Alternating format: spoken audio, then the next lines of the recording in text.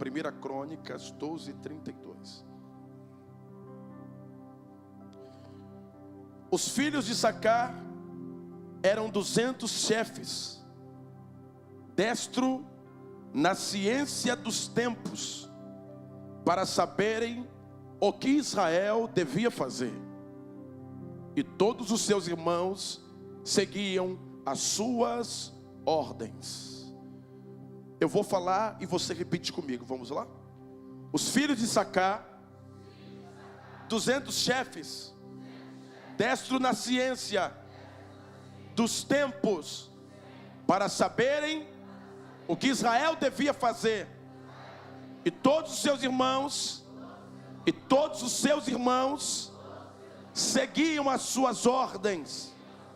Agora eu quero ler com você o livro de Mateus, capítulo 27 do livro de Mateus. Capítulo 27, versículo de número 45. E desde a hora sexta houve trevas sobre toda a terra, até a hora nona. E perto da hora nona, exclamou Jesus em alta voz, dizendo: Eli, Eli, lama sabactani.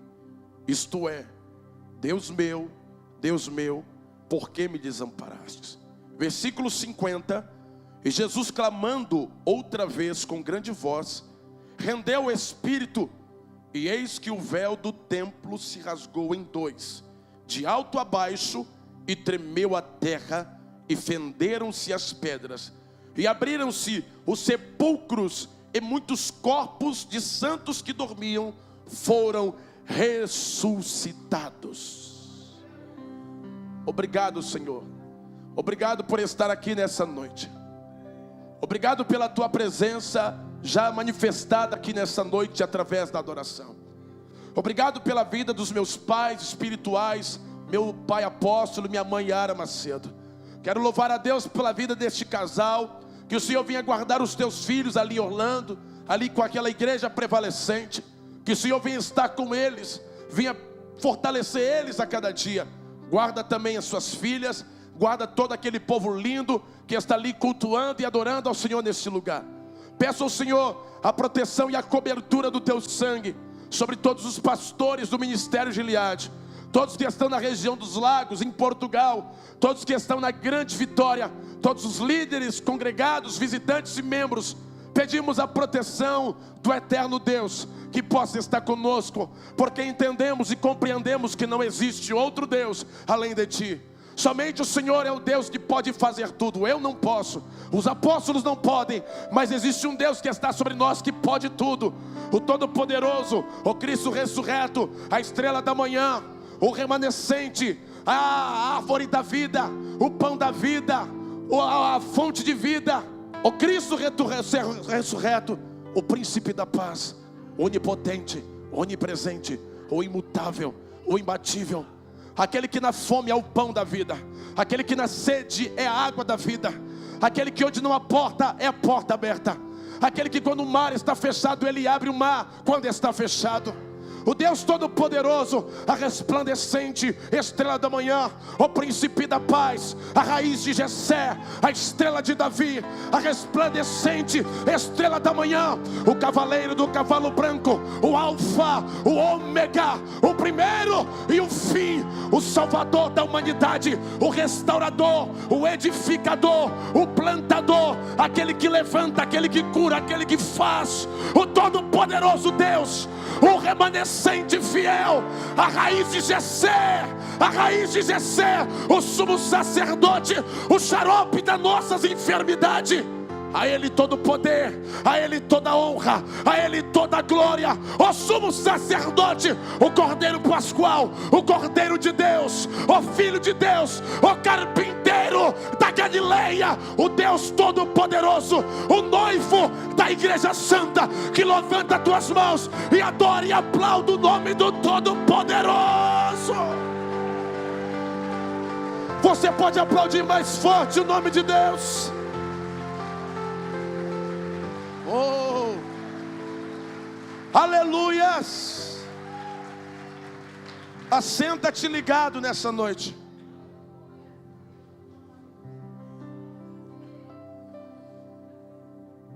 fiquei, essa tarde foi uma tarde assim de muito quebrantamento para a minha vida, né? Até o meu filho foi chegando, papá, e eu chorando ali na cama dele, hoje à tarde, me quebrantando e falando, vendo textos sobre o arrebatamento, vendo textos sobre as voltas de Jesus. Eu falei, não posso ficar para trás diante de tão glória. Nós nos envolvemos com tantas coisas e esquecemos daquilo que é tão prioridade, que é se envolver com o arrebatamento, que é ter a expectativa naquilo que pode mudar totalmente as nossas vidas. A verdade é que nós ao longo da nossa história, desde a nossa infância, nós não fomos estruturados ou preparados para enfrentar dificuldades. Você entra desde a creche lá, mesmo particular ou pública, você entra para você ter desafios na sociedade e galgar patamares profissionais através de perfis técnicos que nós exercemos dentro de nossas funções. E nós somos preparados para o mercado de trabalho, nós somos preparados para grandes conquistas, mas nós não somos preparados para enfrentar um fracasso, para enfrentar uma queixa, para enfrentar os conflitos que nós temos com nós mesmos. Eu acabei buscando a Deus durante esse tempo e começando a entender, dentro da visão de Deus que Ele tem para a nossa vida, dentro da visão de Deus que Ele tem para o Ministério Gileade, dentro daquilo que Deus tem alinhado e linkado. A gente tem percebido de tantas coisas, de tantas catástrofes que têm acontecido, mas você pode perceber que sempre dentro de uma grande catástrofe, Deus sempre realiza grandes projetos e sempre realiza grandes avivamentos. Ao longo da história, ao longo da Bíblia Sagrada, sempre onde havia uma grande catástrofe, sempre onde havia uma grande crise, ali Deus promovia grandes avivamentos. Ali Deus promovia grandes avivamentos. Avivamentos não só espiritual, falo economicamente, financeiramente, eu falo em relacionamento. Deus promovia esses avivamentos. Avivamento, a gente vem na nossa memória, quando a gente fala de avivamento, o que vem na nossa memória é uma pessoa correndo, uma pessoa falando em línguas estranhas, uma pessoa caindo, uma pessoa rolando pelo chão, uma pessoa jogando a cadeira para cima, plantando bananeira. É o conceito de avivamento. Mas quando você pega o texto original de avivamento no Antigo Testamento, você vê Abacuque falando bem assim no capítulo 3: aviva, ó Senhor, a tua obra e a notifica. Quando o profeta Abacuque, ele levanta esta profecia, Israel estava numa crise política, religiosa, socialmente falando, estava caído, falido, destruído. E exatamente nesse percurso, nesse momento em que Deus levanta os profetas para primeiro tratar o caráter da nação, para assim levantar a nação economicamente.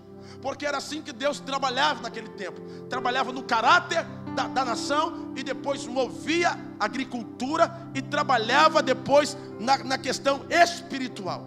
Então, quando se movia isso, a primeira preocupação de Deus era trazer o espiritual em evidência, para que através do espiritual, das palavras que Deus vinha pegando, e através da palavra de Deus, do juízo, trazia caráter para a nação entrava em arrependimento, e através do arrependimento, Deus começava a mobilizar e a mover as coisas.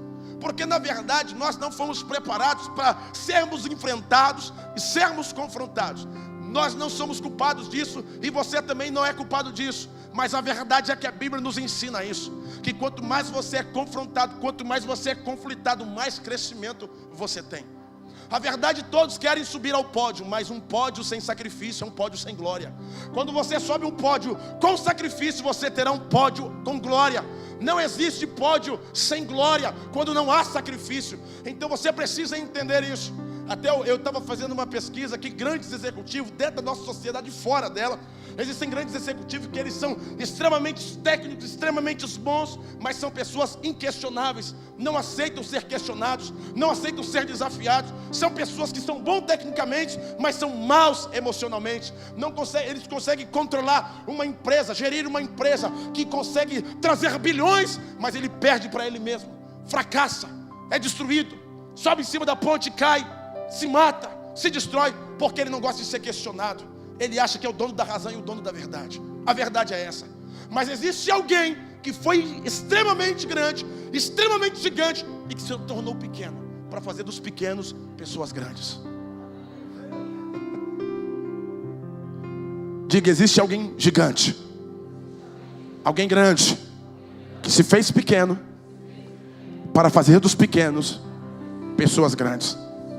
E quando você pega essa mensagem de Jesus e pega esse homem que estava ao lado de pessoas que abandonaram, que fracassaram, que traíram, que enganaram, que deixaram ele, você vê o controle de Jesus com os seus discípulos, de como ele ia tratar os seus discípulos e como ele ia fazer com cada um deles. O Judas, o João, o Pedro, o Lucas. Jesus vai pegando todos os seus discípulos, cada um com personalidade, com caráter diferente, e Jesus sabe lidar com todos eles. A questão de você ser um grande líder, quando você pega uma arca, a arca de Noé, por exemplo, de você construir uma arca é bênção. Você fazer tudo é bênção. Betumar por dentro e por fora é bênção. É maravilhoso. Você construir uma grande obra como essa. A visão da arca de Noé é o grandioso. 3 pavimentos, várias galerias, com animais em vários compartilhamentos. Aquela organização toda, meses e anos de construção. Mas a questão da grande obra não é o tamanho ou a dimensão daquele grande navio. Agora a questão é como você vai administrar o leão, a ovelha, o leopardo, o lobo, vivendo no mesmo ambiente, e você ter controle de tudo isso. Isso mostra a capacidade de Noé para administrar uma guerra dentro da arca e fazer com que aquilo ali seja um ambiente de paz. Como é que você consegue ter o controle de um lobo que é carnívoro, e você pega uma ovelha que é totalmente inofensiva, que quer ser tragada, e você tem que administrar isso e trazer um ambiente de paz? Isso mostra o nível de capacidade e de controle emocional que você tem, o controle espiritual em Deus que você tem. O que nós precisamos pedir a Deus são ferramentas, não somente dons espirituais, mas ferramentas dos frutos do Espírito, que vai desenvolver em você esse caráter e essa personalidade. Quando eu fui enfrentado algumas vezes, eu que era muito brabo na minha infância, qualquer joguinho de futebol já estava saindo na porrada, qualquer desavença, qualquer olhar cruzado já estava aí enfrentando. Teve uma vez que o rapaz no ônibus olhou para mim diferente, eu bati no ônibus, e eu falei no ônibus, para o ônibus aí, ó, o que foi? Você está olhando para mim por quê? Você perdeu alguma coisa aqui? Era meu perfil. No carnaval, querido, pensa, descia eu, mais uns amigos, era briga na certa, todo carnaval tinha porrada, todo carnaval era briga, e eu um garotinho de 14 anos, um pangarezinho, mas ali isso já estava dentro de mim, eu nasci com isso. E quando eu vim para o Evangelho de Cristo, eu fui tratado ao ponto do rapaz, alguns anos atrás, me xingar de tudo quanto é nome. Eu evangelista ainda, já estava congregando aqui em Gileade, e ele apontar o dedo para mim, me chamar de tudo quanto é nome que você pensar que não vale a pena dizer aqui. E você tem que ficar chorando, calado. E depois de 4 anos eu encontro esse homem lá em Laranjeiras. Ele tinha uma loja, e quando eu vi ele na loja, Deus falou: chegou o momento de provar o quanto você é grande. Porque quando você prova que você é grande, quando você prova que você é grande, você acha que você é grande, não levando desaforo para casa. Na verdade, os grandes, eles vão e pedem perdão. Isso é grande. Os frágeis não conseguem perdoar, mas os fortes conseguem perdoar. Quando você mostra a sua capacidade de força, é quando você reconhece que você é pequeno. Isso torna você forte. E foi nesse exato momento, naquela semana eu falei: Deus, não dá, agora não. Uma semana depois, apareci de novo em Laranjeiras, lá estava um homem. Entrei na loja dele, cheguei no balcão, estava ele e a esposa, e eu falei assim: tudo bem, meu filho? Tudo bem. Eu falei: a paz do Senhor? Ele: a paz do Senhor. Eu falei: você lembra de mim? Não lembro do Senhor, mas eu lembro de você. Eu lembro de cada palavra, eu lembro de cada momento. Novembro de 2014, em frente ao Aerte de Barra de Fátima, você me xingou disso. Mas calma, eu vim aqui orar por você, orar pela sua loja. Eu posso? Deus pediu para eu vir aqui. Você pode sair de trás do balcão para eu te dar um abraço? Ele saiu de trás do balcão, e quando ele saiu de trás do balcão, eu dei um abraço nele e dei um beijo nele. Eu quero dizer que eu te amo. O cara começou a chorar, e naquela loja a esposa começou a chorar. Eu entendi o poder do Evangelho. Não existe mais poderoso do que essa palavra. O Evangelho inserido em Jesus Cristo transforma o nosso interior, muda a nossa cultura, muda o nosso caráter, muda a nossa vida. E o próprio evangelho vai trazer respeito com as pessoas. Lá na Serra, hoje eu estou pastoreando até amigos de infância. Incrível isso. Amigos que brincavam comigo, conhecia toda a minha história, e chegou o pai, amigo de infância. Só Deus para fazer isso. E nós ficamos impressionados com o poder de Deus. Só que você precisa entender o tempo que você está vivendo. Porque a cruz estabelece ali horários: 9, meio-dia e 3 da tarde. 9, meio-dia e 3 da tarde são 3 tempos que vai determinar a transformação de toda a humanidade. Quando o Issacar é usado no capítulo 12, em livro de 1 Crônicas, a Bíblia vai relatar que quando Davi estava vindo para reconstruir, várias tribos estão se aproximando para dar apoio a Davi. E uma dessas tribos é a tribo de Issacar. A tribo de Issacar é a tribo que controla o tempo. O que você precisa saber é o tempo e a época que você está vivendo agora. O tempo que você está vivendo agora, você está aproveitando ele? Eu separei aqui quatro galerias falando dentro do tempo. Dentro da primeira galeria nós encontramos um grupo, que são aqueles que não conhecem nada sobre a época que vive, e por isso não sabe o que fazer. Está perdido no tempo. Não sabe, entrou numa época nova, inseriu-se dentro da década de ouro, está vivendo o tempo e ele está perdendo o tempo, que eles não sabem o que fazer. São pessoas que estão vendo a água correndo para baixo, tanto faz correr para baixo e para cima a água, que para ele está tudo certo. Está deixando o vento levar, está deixando a vida levar. É o primeiro grupo, é a primeira galeria. No segundo andar dessa galeria, encontramos aqueles que conhecem a sua época, mas não sabem o que deve fazer. Ele sabe o que está vivendo, ele está perdido, não sabe a faculdade que fazer. Às vezes ele está fazendo uma faculdade porque um grupo está se movendo e o mercado está exigindo isso dele. Mas ele não consultou a Deus o que tempo que ele tem que viver agora. Não há uma consulta a Deus. E a terceira galeria é um grupo que não conhece a sua época, mas sabe o que deve fazer. Não conhece, mas sabe o que se faz. E o quarto grupo é aquele que conhece a sua época, sabe o que deve ser feito, mas não executa o que precisa. Esse para mim é um dos piores. Ele conhece o seu tempo, ele sabe o que está vivendo, ele sabe o que deve ser feito, mas ele não consegue executar aquilo que precisa fazer. Diga: eu preciso entender o meu tempo em Deus. Eu preciso entender a minha época em Deus. Eclesiastes falou sobre o tempo. Tempo de plantar, tempo de colher, tempo de chorar, tempo de morrer, tempo de vida. E no domingo passado eu estava ministrando lá na Serra, falando exatamente sobre isso. E eu falei: o que vai nos tornar fortificados e fortalecidos é não deixar que a água limpa fique suja. O que causa, pastor? O que pode causar quando a água do rio fica suja? Os pulmões do rio param de funcionar, porque o rio tem pulmão, o mar tem pulmão, ele respira, ele tem oxigênio. O que vai neutralizar a oxigenação do rio é a poluição.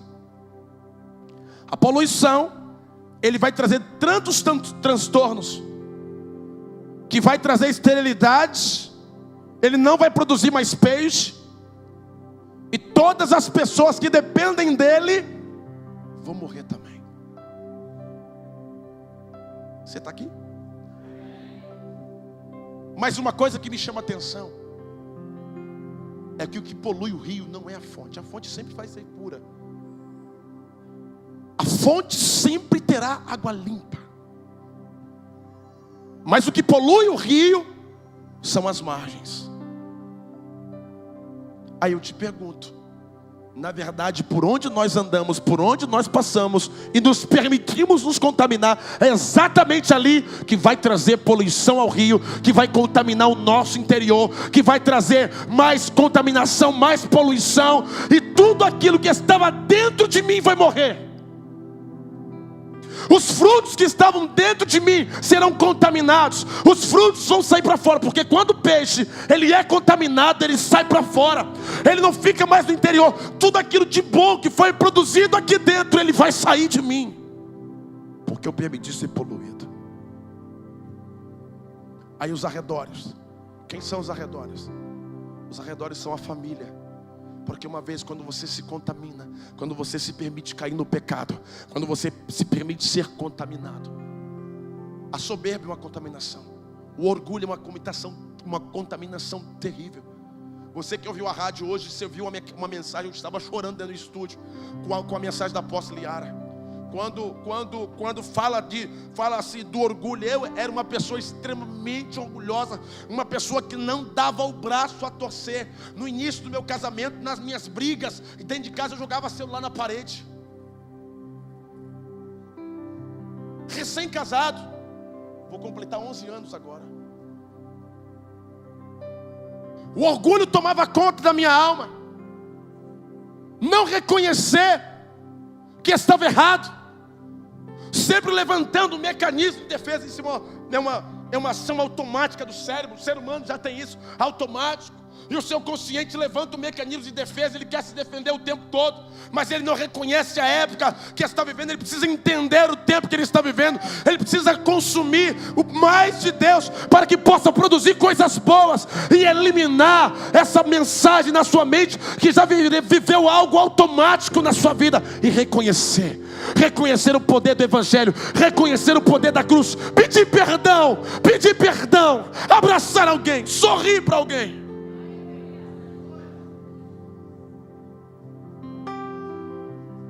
Com o tempo eu fui aprendendo que se eu jogasse mais uma vez o celular na parede, eu ia ter que pagar mais caro.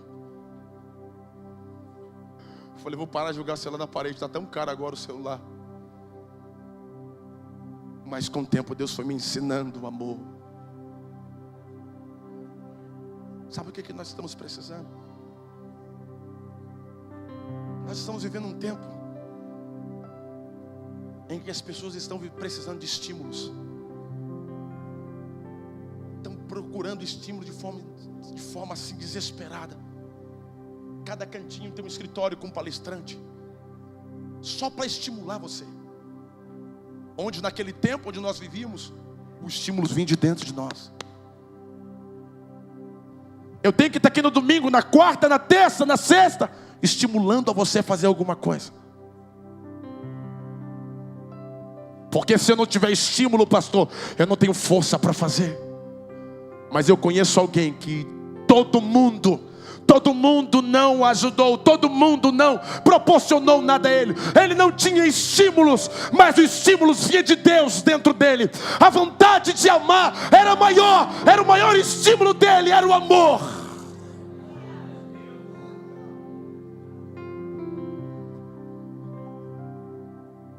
Você tem que ser estimulado para fazer uma prova de concurso, tem que ser estimulado para você ganhar um emprego, você tem que ser estimulado para você exercer uma liderança, você tem que ser estimulado. É uma geração extremamente fraca, que precisa ser estimulado para tudo, precisa ter estímulo. Se você contrariar ele, já é um problema, ele não pode ser contrariado. Quando você deixa de ser contrariado, quando você não aceita ser contrariado, você precisa identificar que você tem um problema. Todas as pessoas que não aceitam ser contrariadas, você precisa entender: eu tenho um problema.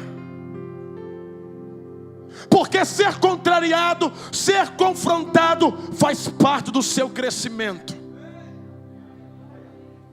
Esses dias eu estava vendo o Asaf em cima do sofá, e ele chorando atrás do sofá, e ele entrou lá dentro, ele ficou preso, e ele estava machucando. Eu vi que estava machucando, eu falei: Raquel, não pega ele, deixa ele. Mas Valério, deixa ele quieto. Ele precisa passar por isso, porque isso vai estimular ele.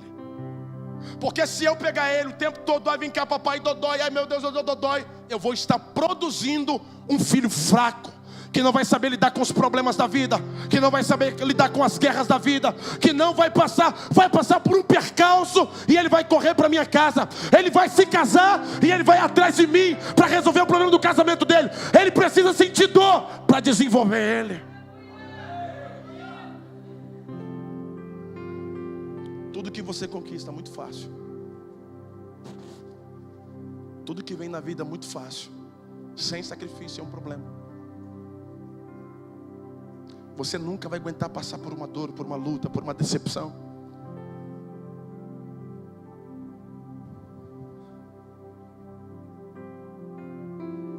Os momentos mais conflituosos da vida. Nos momentos mais conflituosos da vida. É nestes momentos que são escritos as melhores páginas da sua vida. Você sabia disso? São nesses momentos que a sua história está escrita. Ô pastor, eu fui abandonado. Opa, faz parte. Ô pastor, eu fui ferido. Faz parte.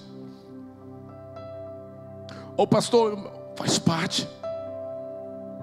Quem nunca passou por uma dor ainda vai passar, porque Deus quer promover um crescimento, maturidade. Ninguém vai passar sem sofrimento. Ninguém vai ter maturidade sem passar por dificuldades. A maturidade faz parte para desenvolver em você uma maturidade cristã. Não somente cristã, mas como ser humano também. Eu tenho aprendido ao longo desses anos com Deus. E entendido o poder de Deus dentro de mim e a vontade de Deus dentro da minha vida. Quando você entende o tempo e a época em que você está vivendo, e você não fica perdido, você consegue executar aquilo que Deus quer. Para que outras pessoas bebam de você, esse rio precisa estar limpo e purificado e lavado. Já tem até uma lei do meio ambiente que não pode mais jogar, não pode os bares e as lanchonetes não pode vender mais canudos por conta de contaminação das tartarugas. Já encontraram uma garrafa dessa dentro de uma tartaruga, porque a tartaruga ela come, ela fica contaminada. É exatamente isso. Quando nós vamos comendo coisas que nós não devemos na caminhada da vida, o rio puro que está dentro vai sendo contaminado. Aquilo vai tomando uma proporção tão grande, e aquilo ali vai tomando uma proporção tão grande, você já não começa mais a aceitar conselho de ninguém. Opa, quando você entende que ninguém mais pode te aconselhar, você está com um grande problema. Você está indo para o caminho de destruição, para o caminho de morte. Eu quero conduzir você nessa noite através da palavra a retornar ao rio verdadeiro, a remover toda a poluição que está aí dentro, a deixar a humildade, a deixar o amor, a paz consumir você, abraçar você, consumir a sua alma. Precisa consumir você.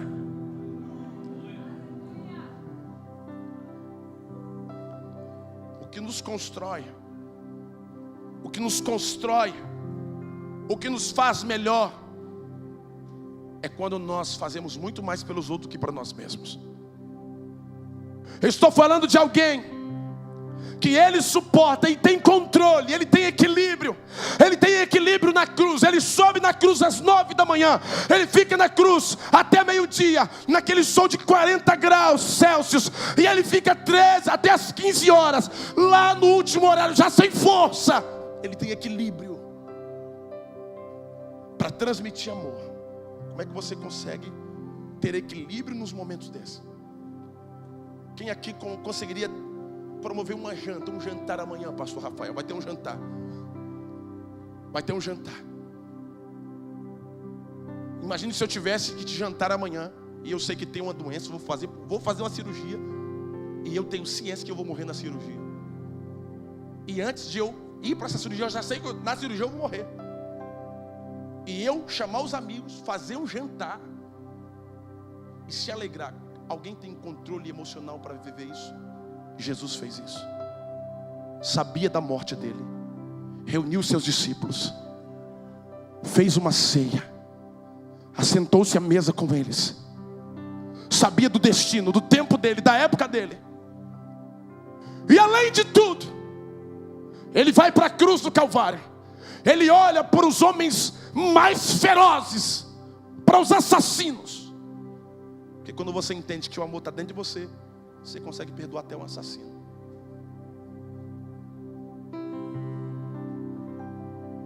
Estive no Paraguai há pouco tempo.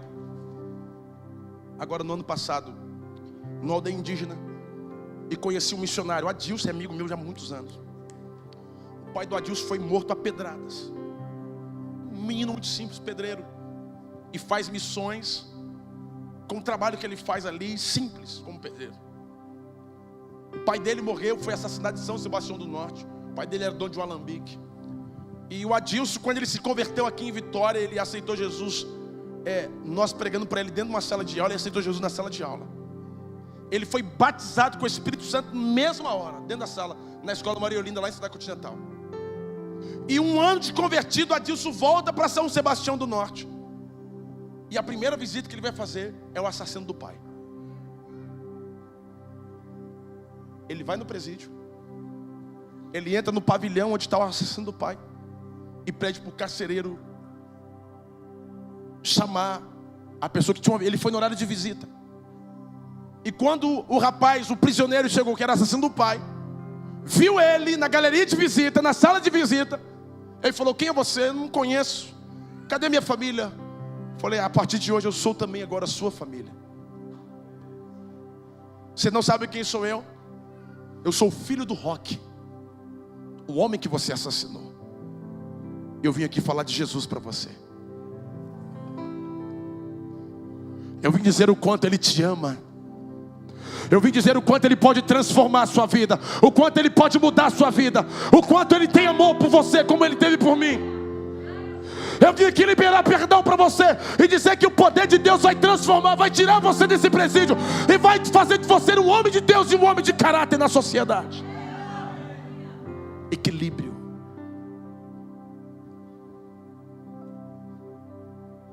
O que nós precisamos para esse tempo?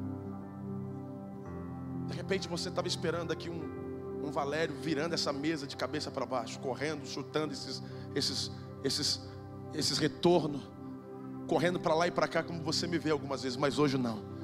Hoje é o dia de nós correr dentro de nós. Hoje é o dia de mover dentro de nós. Hoje é o dia, ainda hoje, de você pegar o seu telefone, mandar uma mensagem para alguém e dizer: eu quero perdão, eu quero te encontrar ainda hoje, eu quero amar você, eu quero perdoar você.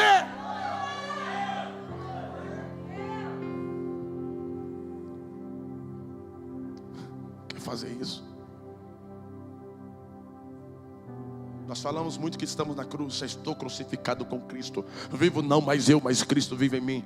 Mas estar crucificado com Cristo é passar das 9 às 15 horas olhando para o inimigo com um olhar de amor. Quando nós vemos nosso inimigo, não querendo ficar nem 10 segundos. Mas quando você está na cruz, você não tem como fugir. Você olha para ele e com um olhar de amor.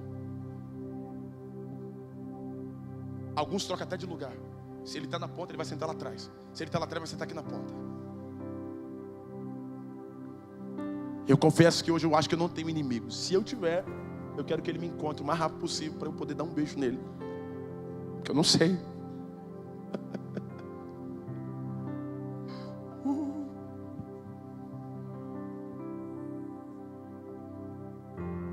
9 horas, meio-dia, 3 da tarde. Sabe o que acontece quando você fizer isso? Está escrito no texto. Eu finalizo aqui.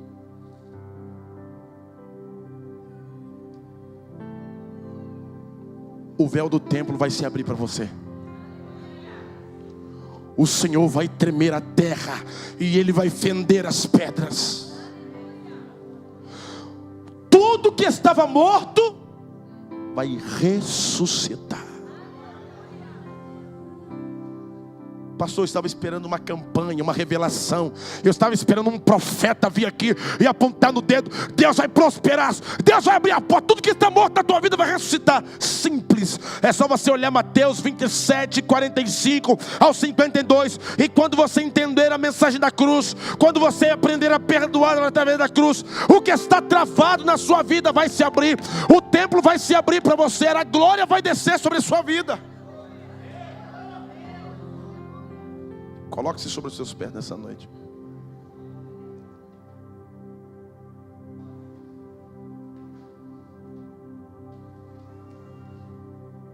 Ministério de louvor.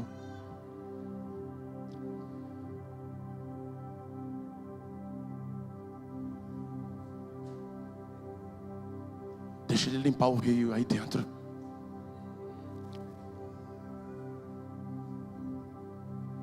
Ele quer limpar nós.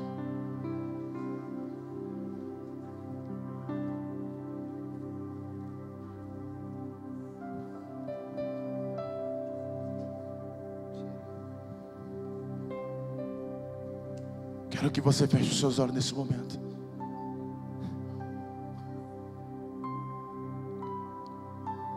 Pastor, mas eu não consigo perdoar meu pai, pastor, porque meu pai me abandonou com a minha mãe e eu... pastor, meu marido me traiu, não dá para perdoar. Pastor, eu fui traído por uma pessoa. Libera, deixa embora. Você vai fazer o melhor para você. Para de comprar fruta podre. Alguém aqui compraria uma fruta podre? Alguém levaria a fruta podre para casa? E porque alguém olhou diferente para você, e você compra isso e guarda dentro de você, virando uma angústia, transformando em uma dor profunda. Existe alguém que você precisa se apegar. Você precisa se apegar ao amor de Jesus. Ele quer limpar você por dentro. Isso está consumindo você. Isso está destruindo as suas emoções. Você está perdendo o equilíbrio, abrindo janelas assassinas na sua mente. Qualquer pessoa que falar com você, você já fica com raiva, você já fica com ódio. Sabe o que é isso? É uma informação aí dentro que está consumindo você. Está na hora de assumir a culpa e de reconhecer o erro e de se arrepender.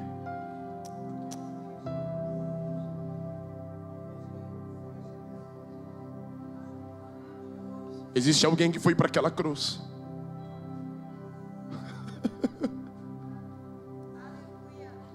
Ele olhou para o romano com um olhar de misericórdia e disse, dentro dele: eu te amo, meu filho. Depois que Judas, depois que Pedro abandonou, Pedro voltou para ele e ele fez dele um grande apóstolo. O amor fala mais alto do que nós mesmos. Não deixe a razão tomar conta do seu ser. Deixe o amor invadir o seu ser. O avivamento só vem quando há arrependimento. Você quer ver um avivamento na sua família? Você é o primeiro que deve se arrepender. Você é o primeiro que deve liberar perdão. Você é o primeiro que deve largar o orgulho de lado. Você é muito bom tecnicamente, mas é ruim em perdoar, é péssimo em reconhecer os seus erros. Hoje o Senhor está te dando a oportunidade de mudar isso.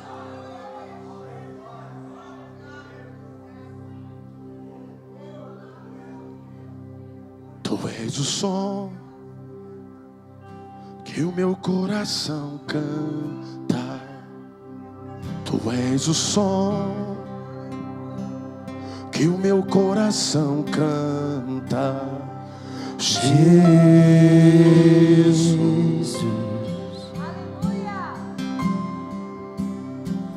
Jesus.